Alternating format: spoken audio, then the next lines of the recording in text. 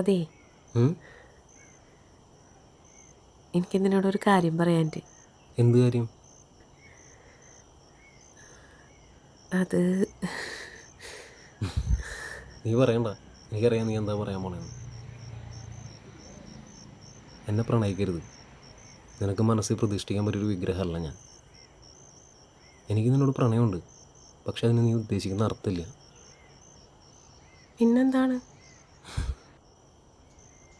കല്യാണം കഴിഞ്ഞവർക്കൊക്കെ ഒരു വിചാരമുണ്ട്, ഞാൻ നിൻ്റെ സ്വന്തമാണ്, നീ എൻ്റെ സ്വന്തമാണെന്നൊക്കെ. ഞാൻ ആരുടെയും സ്വന്തമല്ല, എന്നെ ആരും സ്വന്തമാക്കും വേണ്ട. അതെന്താ അങ്ങനെ? അതങ്ങനെയാണ്.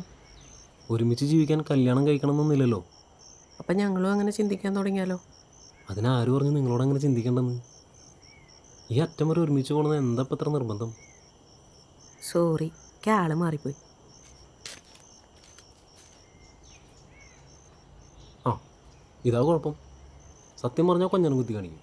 അങ്ങോട്ട് ഒലിപ്പിച്ചു കൊടുത്തായിരുന്നെങ്കിൽ സന്തോഷമായനെ. അത് പോയി കിട്ടി പൈങ്കിളി.